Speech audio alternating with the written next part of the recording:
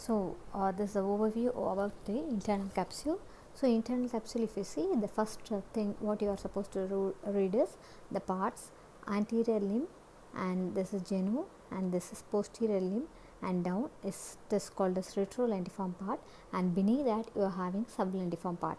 Before going to that, where it is situated? It is situated between the head of the cardiac nucleus and this kind of lens like nucleus, that is called lentiform nucleus. This is one MCQ. Second thing, below that, that posterior limb lies between the lentiform nucleus and the thalamus. That keep it in mind. Below the thalamus you will be having two geniculate bodies, medial geniculate body and lateral geniculate body will be there. Okay, this is about the main thing. So where it is situated is the frequently asked MCQ. Next, if you see, what are the fibers are going through each part. Okay, anterior limb, if you see, corticonuclear fibers of head and neck will be there in the genu, and then corticospinal fibers will be there in the upper limb, trunk and the lower limb. Like that we have to differentiate. So you should know that from the cerebrum, it means from the cerebrum means frontal part, parietal part, temporal part and occipital part. From all these portions the fibers will be coming towards the pons, that is called as corticopontine fibers. So from the frontopontine means it is in the front, so obviously it occupies the anterior limb, genu and posterior limb. And then second is parieto-pontine. Parieto means it comes next to that. Okay, so it lies in the posterior limb. And then retro means posterior most, so obviously retrolentiform part contains the occipitopontine. You all know in the cerebrum there are occipital lobe is for vision, so retrolentiform part is the posterior most portion. So cerebrum, the posteriormost portion is your visual cortex. So the retrolentiform, retro means posterior, so posterior is always for the vision. So occipitopontine fibers will be going there. And then down if you see, temporopontine fibers will be there. Temporopontine fibers are going towards the auditory area. So temporopontine fibers will be going sublentiform part. So each fiber, what are the fibers are going in each part, that is very important. Okay, we'll see again. And this is about the sensory part. These are all motor. Okay, and then sensory. So while writing you have to differentiate into motor fibers and sensory fibers. Motor means movement, so corticonuclear fibers and corticospinal fibers, this is what we mean. Okay, and then sensory means all the thalamic radiation from the thalamus. So all the sensations, it reaches the thalamus. Sensations, they reach the thalamus. From the thalamus they are going to the cerebral cortex. So in four roads are there. One is called anterior thalamic radiation, another one is called posterior thalamic radiation, another one is called superior thalamic radiation, another one is called inferior thalamic radiation. So use your common sense. Anterior thalamic radiation means it is in the front, and then superior comes next. Next I said in your cerebrum, visual cortex is posteriorly situated. So the retrolentiform part only you will be having the posterior thalamic radiation, and then inferior thalamic radiation always goes to the temporal. Temporal means down. Down you have the sublentiform part. Okay, so this is about the fibers coming here. So this tabular column is must. So you have to understand this tabular column, then only you can do the short note or long essay or MCQ. Anterior limb, you have already told you, anterior limb, genu, posterior limb, everything together. Retrolentiform part only I said related to the visual cortex, and sublentiform I said it is related to the auditory area. Retrolentiform, since it is related to the visual cortex, it is occipital area. Sublentiform, since it is related to the auditory, it is in the temporal side.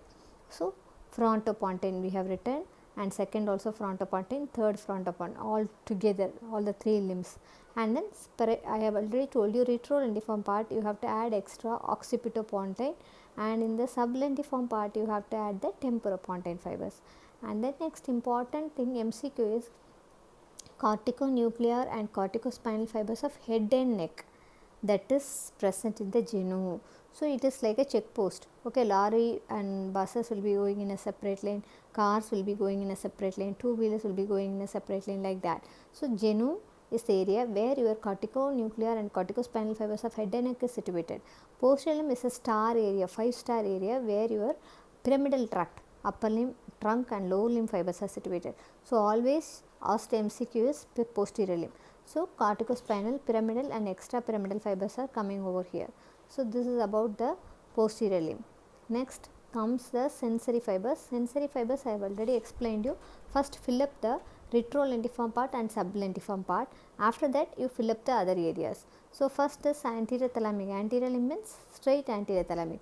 Next two things will be the left out one, so easily you can fill up it with superior thalamic radiation. So it is very simple. So the question frequently asked is which among the parts, which one is very important? So obviously posterior limb is very important since it contains the pyramidal and extrapyramidal fibers. And then this is the overview how the fibers are coming, head and neck fibers, corticospinal and corticonuclear. Other fibers already I told you, and I have told you you have two geniculate nucleus, that is medial geniculate body and lateral geniculate body. Lateral geniculate body is for vision, medial geniculate body is for auditory hearing. So look at this, optic radiation straight away it goes to the lateral geniculate body. See, look at this, from the medial geniculate body the fibers are traversing and goes to the auditory area. So these two are MCQs, so you should not forget this. And then next is the blood supply last. So blood supply, important MCQ, you all should know that anterior limb means anterior cerebral, genu is the king. So genu straight away it gets its blood supply from the internal carotid artery which is in the center, and then posterior limb I said it is a hero. So usually the cerebral stroke is due to the blockage or thrombosis of the this area only. Stroke means what? Pyramidal signs won't be there, okay, this is a lesion of the pyramidal system. So obviously posterior limb will be involved. So you should know the blood supply of this area, that is your middle cerebral artery, okay, lenticulostriate branch of middle cerebral artery. It is otherwise called as artery of cerebral hemorrhage, Charcot's artery.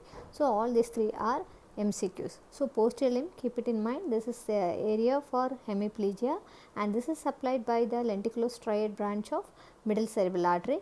Middle cerebral artery is a branch of internal carotid artery, and then you can see here very well. So from the internal carotid artery all the branches, anterior cerebral and posterior cerebral, everything comes. So retrolentiform, already I told you, retro means posterior, so obviously it is supplied by posterior cerebral artery since it is present in the visual area. Sublentiform part is supplied by, this is only you have to keep it in mind, that is called as anterior choroidal artery. So rest everything is very simple. So this is about the blood supply and all. So one important artery they will ask you in the MCQs, artery of cerebral hemorrhage, what is it and which limb is supplied by that. Because of that what the patient, what are the symptoms the patient will get, okay, because since it contains the corticospinal tract of upper limb, lower limb and trunk, one sided hemiplegia will be there, okay. So that is a very important point about the internal capsule. So these are the few important MCQs about the internal capsule. So keep this picture, keep it in mind and write the internal capsule. So that's all about that. These are the few MCQs. Don't forget to answer the two portions.